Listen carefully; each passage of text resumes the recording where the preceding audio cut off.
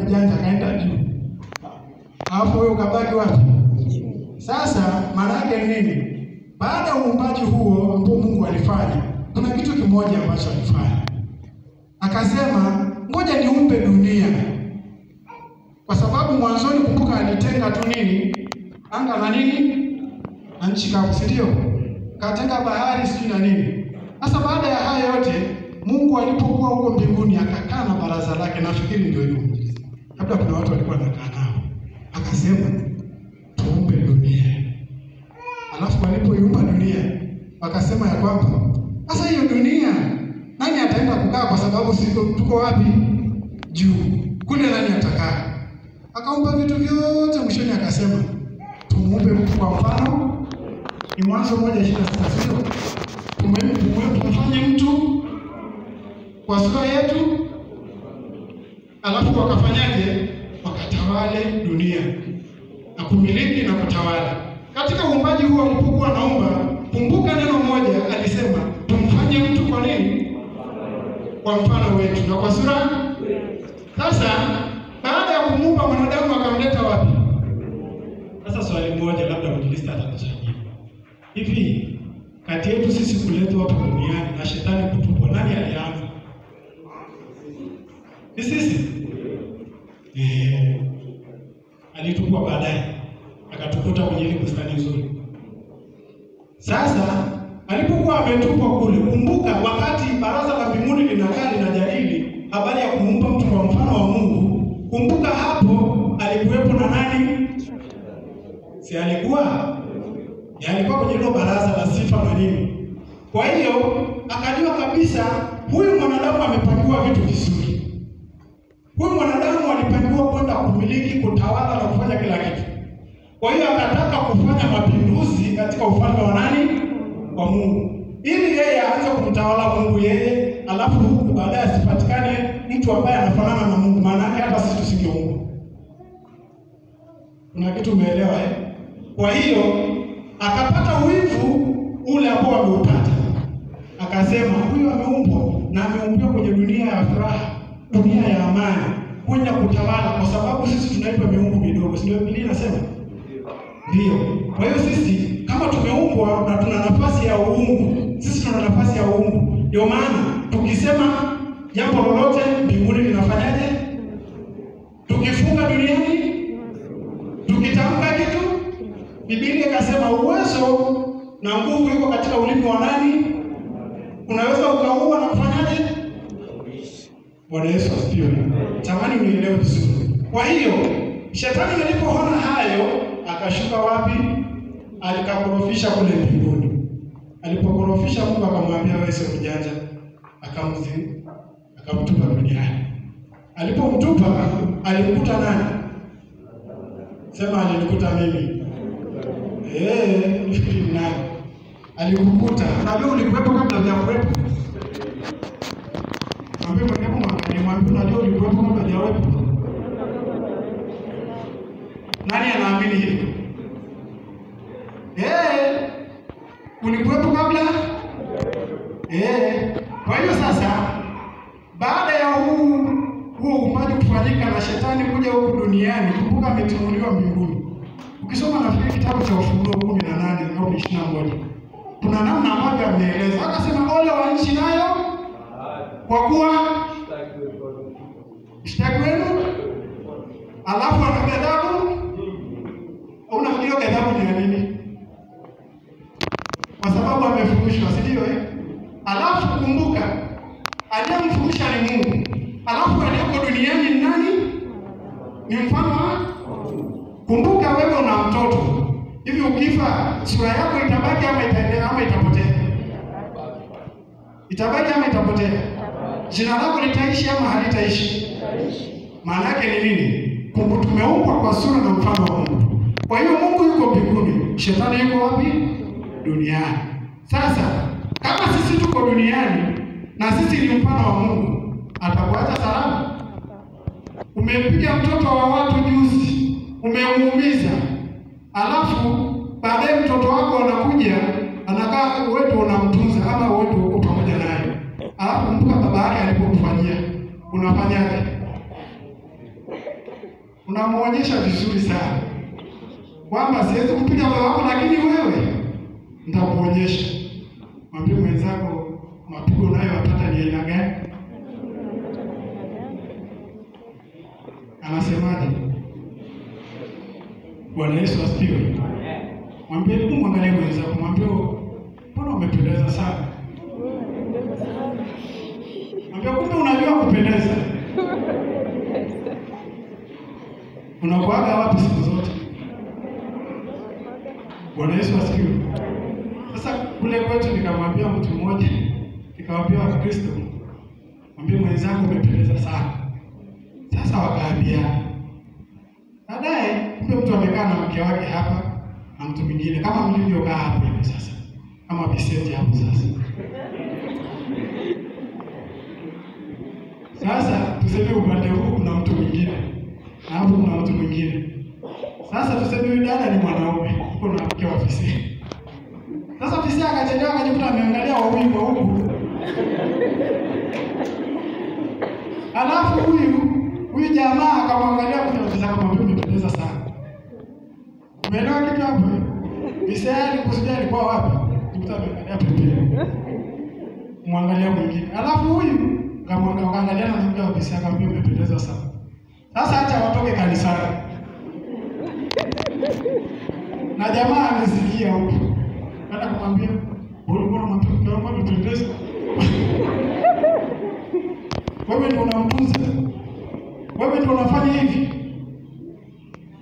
Sasa hapa hatuko hivyo. Bwana Yesu asifiwe. Walio wako wapige makofi. Baada ya shetani kurushwa katika hii dunia, anakuja kupambana na sura ya Mungu, sio kitu kingine. Hapambani na ng'ombe wala mbuzi wala mawe wala kitu chochote. Anapambana na sura ya nani? Ya Mungu na mfano wa Mungu. Lengo ni kuhakikisha kwamba huyu lazima anapata maumivu, alafu akosane na Mungu ili wote waende jehanamu ile ambao wameandaliwa pamoja. Maana shetani ameshaandaliwa jehanamu, lakini mwanadamu aliandaliwa uzima wa wapi? Uzima wa milele. Sasa kwa nini shetani anatafuta mwanadamu? Anamtafuta kwa sababu anataka kwamba baadaye asiende kuchoma mwenyewe, akachomwe pamoja na hii mfano wa Mungu. Sasa atampataje huyu wakaenda kuangamizwa pamoja? Atahakikisha kwamba kuna kitu kinaitwa dhambi ambayo atasababisha dhambi itokee sehemu moja, huyu mwanadamu apate ushawishi kulingana na ile dhambi. Akishatenda dhambi, kumbuka uwepo wa Mungu umeshaondoka kwa huyu mwanadamu ambaye alikuwa mtakatifu. Uwepo wa Mungu ukishaondoka, maana yake yule mwanadamu ana uhalali wa kukaa na shetani. Unanielewa hapo Ana uhalali wa kukaa na shetani. Kwa hiyo kama kuna dhambi mfano umeifanya, kumbuka kwamba upande wa Mungu haupo. Upande wa shetani ndio uko pamoja na wewe. Na akiamua kukuondoza yote anaweza kukumaliza. Kwa sababu ndani yako hakuna ulinzi tena. Umebaki upande wake. Akiamua kufanya lolote anafanya. Ndio maana shetani akaambiwa umetoka wapi wewe? Akasema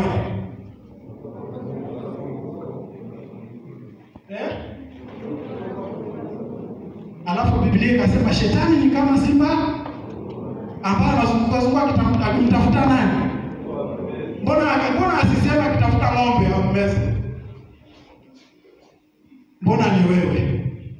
Mbona anakutafuta wewe? Maana kuna kitu cha thamani kiko ndani yako. Ndio maana umeumbwa wa thamani. Biblia ikasema wakanunuliwa sio kwa nyama, sio kwa pesa, sio kwa dhahabu, hapana. Kwa damu ya thamani.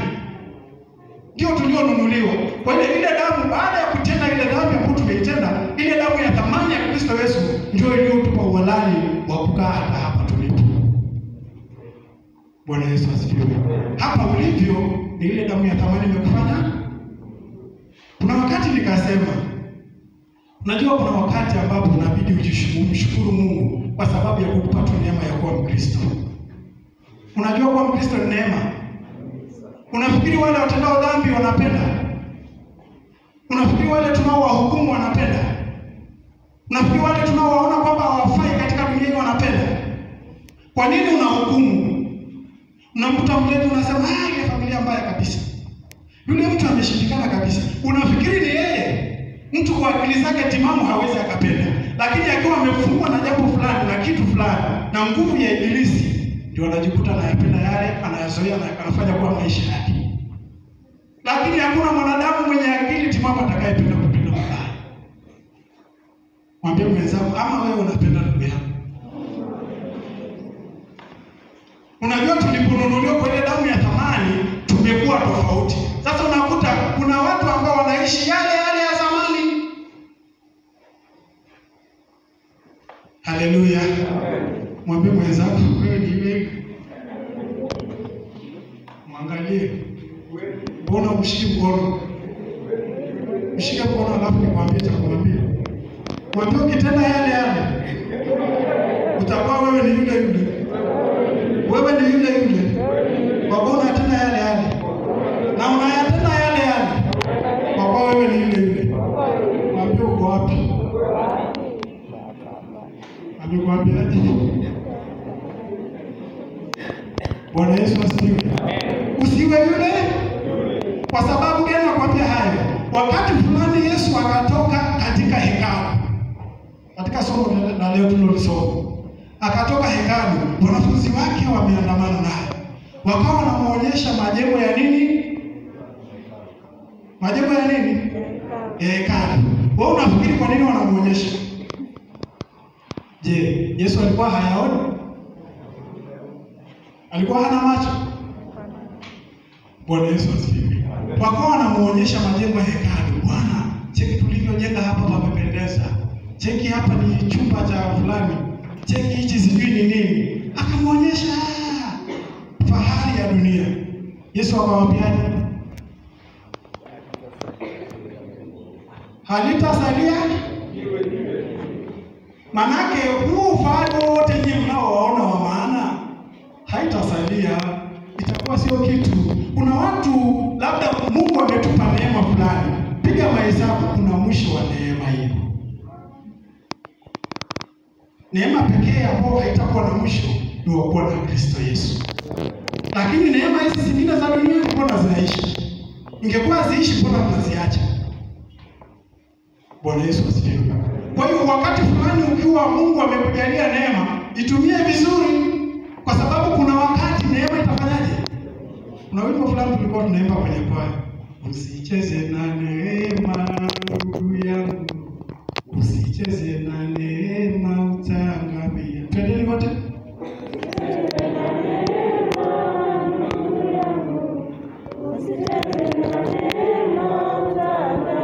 Ukicheza na neema, ukiishi vizuri na neema, utaangamia? Hapana. Bwana Yesu asifiwe. Sasa tuna upinzani mwingi ambao tunapata kulingana na mambo ya dunia hii. Na hayo mambo ndio atakayotuweka mbali na Mungu. Yakituweka mbali na Mungu, huo na uhakika kwamba neema tumeikosa. Ukikosa neema ni kama mtu, sijui niseme mtu aina gani. Wote tunahitaji neema itakayotusogeza mbele. Walipoonyesha habari ya mahekalu, sijui habari ya majumba yale, Yesu anamwambia halitasaliwa jiwe juu ya jiwe mahali hapa. Maana yake kila kitu kitaisha katika dunia hii. Na kichwa cha somo letu kinasema atakayevumilia mpaka mwisho. Kwa nini inakuwa hivyo? Tayari shetani ametupwa duniani, yuko wapi? Ametupwa mbinguni, yuko? Na kama yuko duniani, nimekuambia anamtafuta mtu. Anatafuta maisha yako, anaitafuta roho yako. Na ili aipate roho yako, atakutaabisha kwa mambo ya ulimwengu, atayapitisha machungu na maumivu kwa mambo ya ulimwengu, ili ahakikishe kwamba haya ya ulimwengu, kwa kuwa roho yako iko katika vitu vya dunia hii. Unakumbuka yule tajiri akasema, nimepata mali, mashamba yangu yamezaa mzabibu sijui nini, ngoja nivunje ghala hili nifanyeje? Mnakumbuka kwenye Biblia? Niongeze, alafu niambie roho yangu. Mbona msemi kwa sauti au inawahusu? Tulia, ufurahie nafsi yangu, kwa kuwa umejifanyia vitu. Sasa Yesu akamwambiaje? Mbona hamtaki kusema hapa? Alafu usiku leo naitaka. Bwana Yesu asifiwe. Sasa jiulize, wewe ni nani? Na usiku leo nataka roho yako? Muda huu nataka roho yako? Ama roho yako iko karibu na Mungu? Mahusiano yako karibu na nani? dunia hii inaweza kututaabisha tukamkosa Mungu. Cha kwanza ujue shetani anakuja na ghadhabu nyingi. Na amekuja na ghadhabu isiyo ya kawaida. Anakuja na matetemeko mengi, anakuja na magonjwa mengi, anakuja na dhiki nyingi za dunia hii, anakuja na kudharauliwa na kudharauliwa, anakuja na kukataliwa, anakuja na kupigwa kwako, anakuja na kudhulumiwa kwako. Yaani anayaleta hayo yote kwenye maisha yako. Kuhakikisha kwamba roho yako itaumia. Roho yako ikiumia inakosa matumaini. Ukikosa matumaini umeenda nje ya Mungu. Ukienda nje ya Mungu unaangamia. Kwa hiyo lengo la shetani ni hilo, kukutoa upande wa Mungu. Tunayapitia yale ambayo tunayapitia. Kila mtu anaweza kupiga hesabu ya familia yake, hesabu ya maisha yake, hesabu ya mapito ambayo aliyapitia kwenye maisha. Mambo ambayo anayapitia mpaka sasa kwenye maisha. Unaweza ukajilinganisha naye, ukajua kwa nini haya yanakuja. Kwenye kitabu cha Wakorintho, Biblia inasema, kwa hiyo anayejidhania kuwa amesimama angalie. Nafikiri Wakorintho wa pili 6:14 ama wa kwanza 6:14. Kwa hiyo anayejidhania amesimama angalie asianguke. Jaribu halikuwapata ninyi, jaribu halikukupata wewe kwenye ndoa yako, kwenye biashara zako, kwenye nini, kwenye elimu yako, kwa kila kitu tunachofanya. Jaribu halikukupata, isipokuwa hilo kawaida ni jambo ambalo la kawaida wanadamu. Kwa hiyo jaribu ni kawaida ya wanani? Ya wanadamu. Kwa nini tunajaribiwa? Kwa nini majaribu ni kawaida yetu? Kwa sababu kuna mtu akiyapitia majaribu kidogo, maumivu kidogo katika hii dunia, anaenda nje ya Mungu. Mambo kidogo yanaumiza roho yake, anaenda nje ya Mungu. Piga mahesabu, ulikuwa umeokoka na nani katika enzi yako ile ulipo kwanza umeokoka? Alafu muangalie yuko hapo. Yupo? Utakuta amebaki mmoja. Mimi na ushahidi wa watu wengi hapa ambao walikuwa wameokoka, kanisa linajaa, lakini sasa hivi anakunywa piwa kule. Sasa hivi ana hivyo katika dunia hii. Kuna wengine wanakuja wanajiunga na kanisa kwa ya wapate kitu fulani, wakishapata anaenda. Nyie mjaona? Kuna mwingine anakuja kanisani tu akishafundishwa ndoa amerudi Misri. Sasa piga mahesabu, kuna mtu aliyeingia gharama kwa ajili yako kapata hiyo neema ya wokovu tu. Kama ameingia gharama, mbona unacheza na hiyo neema? Unacheza na hiyo gharama. Kumbuka Mungu akasema kwa maana jinsi Mungu aliupenda hata alafu Bwana Yesu asifiwe. Tumethaminiwa sana. Ni nani awezaye kumtoa mwanae kwa ajili ya mtu fulani? Ni ngumu sana. Sasa kama ni hivyo, huyo mwana ambaye tumepewa ni kwa ajili ya msaada utakao tusaidia kuvuka kwenda kutoka sehemu moja kwenda sehemu nyingine. Kwa nini? Tunapokutana na jaribu ambalo linaumiza maisha yetu kiasi gani, upaswi kushindana na jaribu, unapaswa kumsogelea Mungu, kumuuliza, hili jaribu lina maana gani? Ninavukaje katika hili jaribu? Nitaunionyesha njia ya kutokea. Kwa sababu anasema kwenye Zaburi nafikiri 8:32. Anasema nitakufundisha na kukuonyesha njia, nitakushauri jicho langu. Bwana Yesu asifiwe. Maana yake nini? Katikati ya jaribu Mungu anafanya njia, anakuonyesha namna kushindana au kushinda jaribu. Kwa sababu ukishindana wewe utaanguka. Ukishindana na akili yako utaanguka. Na ndio maana katika kichwa cha somo letu la leo nimeipenda kweli. Maana inasema atakayevumilia ndiye. Haya, wangapi wanavumilia? Mbona hatuvumilia? Ndio maana kichwa kimekuja cha somo. Atakayevumilia mpaka mwisho ndiye atakayeokoka. Sasa swali langu linakuja, je, magonjwa yatutese tu tuendelee kuvumilia? Shida zije tuendelee kuvumilia? Tudhulumiwe tuendelee kuvumilia? Tupigwe tuendelee kuvumilia?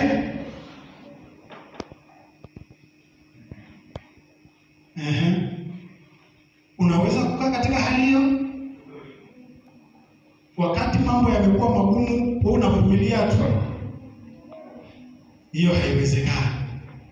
Maana yake ni nini? Tunavumilia katika Bwana. Tukivumilia wenyewe hivi, hakuna mahali ambapo tutavuka, hakuna hatua ambayo tutaivuka. Tutajikuta tuko pale pale. Mwambie mwenzako, tutajikuta tuko pale pale. Alafu utajikuta wewe ni yule tu. Hakuna hatua nyingine ambayo unaipiga.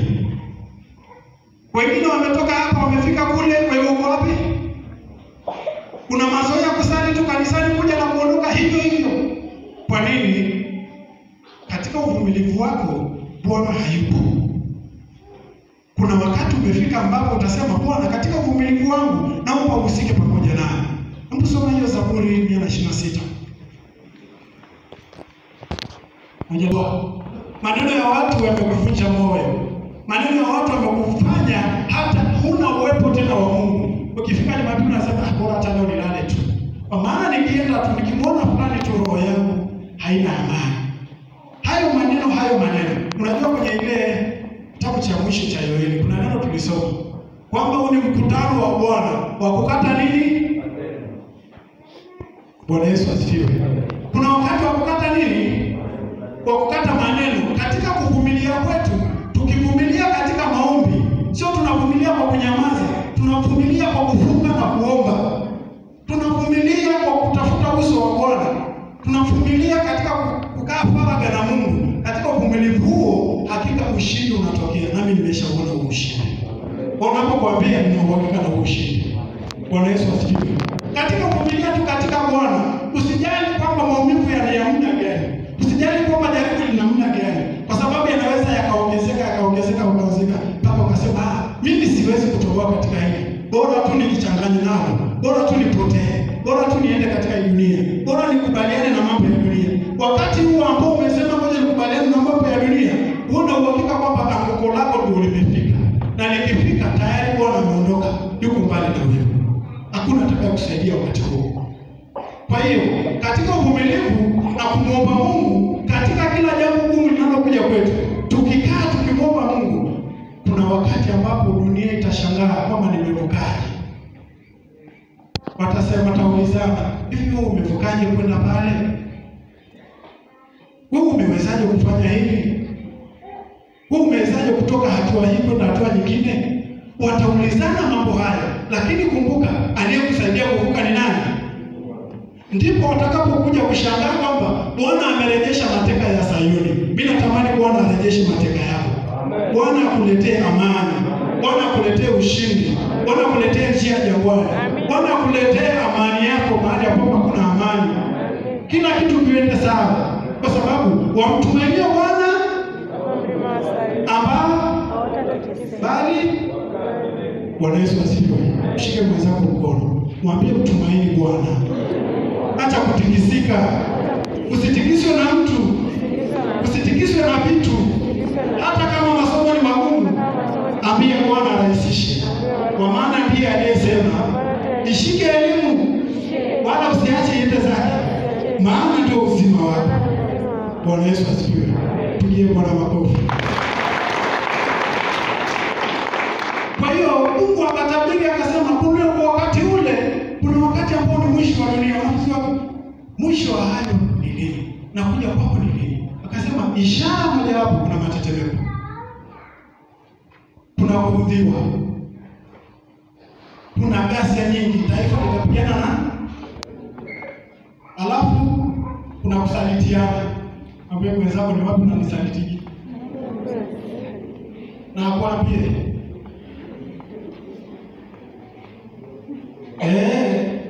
taanza kusalitiana hapa. Sasa wakati huo kuna kusalitiana, alafu Biblia inasema upendo wa wewe utafanyaje? Mwambie mwenzako, wewe unanipenda kweli? Ama tunapakana mafuta? Kwa nini? Bora hata mgongo wa chupa namwambia ndio anakupaka na jiwe.